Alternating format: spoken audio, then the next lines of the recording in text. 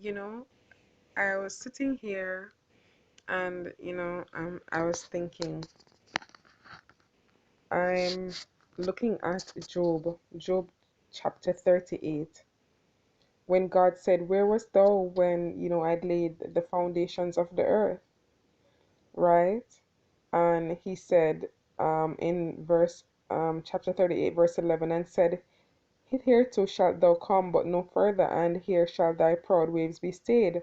And he's speaking about when he created the seas in, verse 8, you know.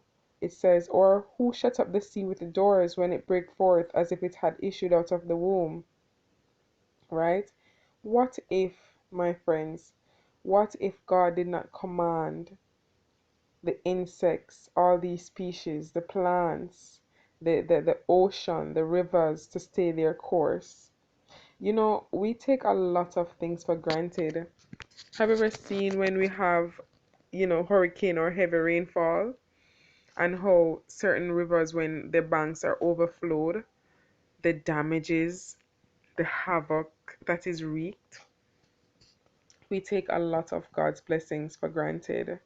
What if we had to be competing with space in every activity that we're carrying out daily?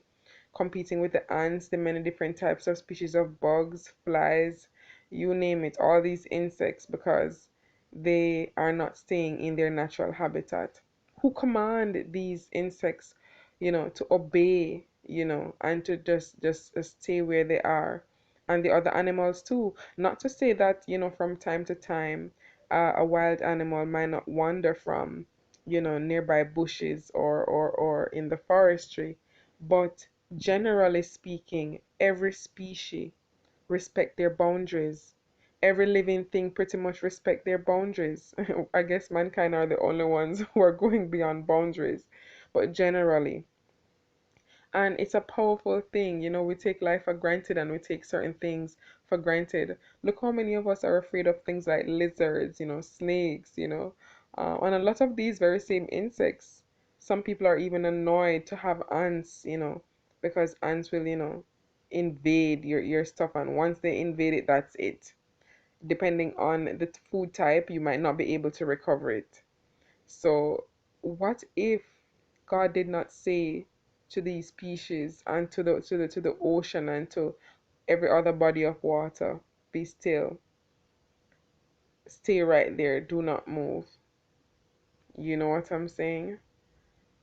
People, let us count our blessings and let us, take the time to appreciate Almighty God for who He is, how powerful He is, right? And to bask in these simple beauties. It is simple things like these we can thank the Lord for. It doesn't take much. But yes, it is something to think about.